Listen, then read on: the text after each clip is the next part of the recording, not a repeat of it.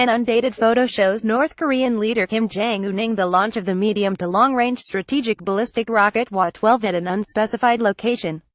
North Korean Central News Agency, European Press Photo Agency FA. The United States, South Korea and Japan should establish a Freedom Nuclear Alliance, with atomic weapons deployed in all three countries to counter the rising North Korea threat, according to the leader of South Korea's main opposition party.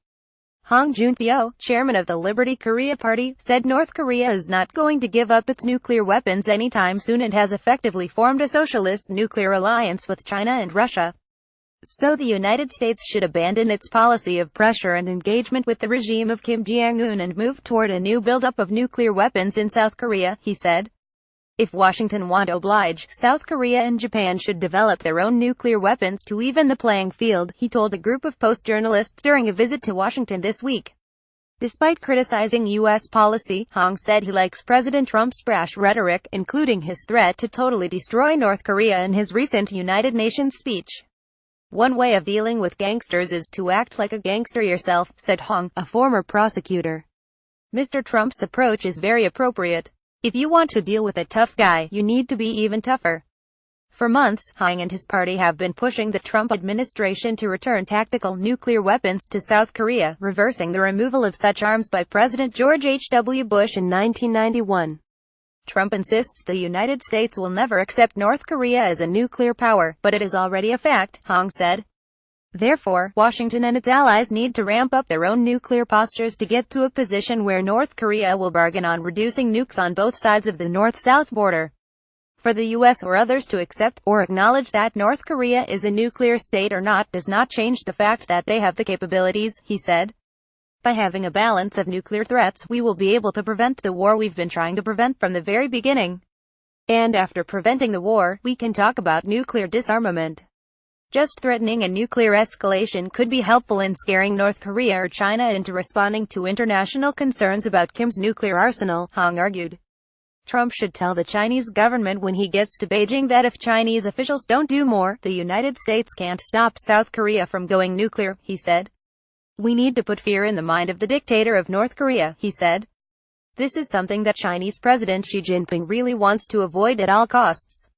China could use its leverage to force North Korea to give up its nukes, but Beijing has no intention of doing that, Hong said. Therefore, the only reasonable conclusion is that China supports North Korea's nuclear status. Hong's Liberty Korea Party is the latest iteration of the conservative party that has ruled that country for the better part of the past 50 years.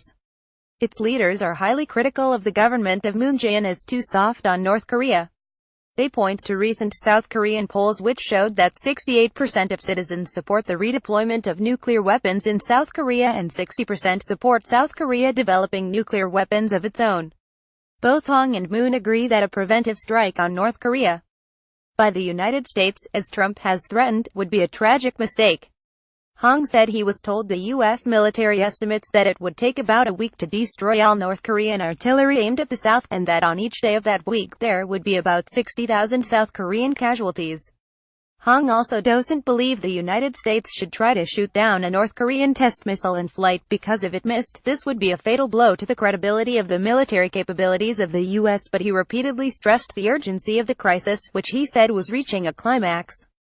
Hong met with CIA officials who told him that North Korea was just a few months from completing its drive to gain the capability to launch nuclear weapons atop intercontinental ballistic missiles and from submarine-launched ballistic missiles, he said. U.S. officials tell me there is no internal enthusiasm yet for returning tactical nukes to South Korea. The existing U.S. nuclear umbrella protects South Korea from outside its borders, and putting nukes on South Korean territory adds vulnerability with little added effect and could fuel a regional arms race. The Trump team also won't concede Hong's larger point, although it's true. The balance of power on the Korean peninsula is shifting in North Korea's favor more and more every day. That weakens our negotiating position and changes the strategic calculations of allies and adversaries alike. Honestly acknowledging that North Korea is already a nuclear power is the first step toward crafting a more realistic strategy. If neither pressure nor engagement will work, the United States and its allies need a plan B, whether it's the scheme the South Korean opposition is proposing or not.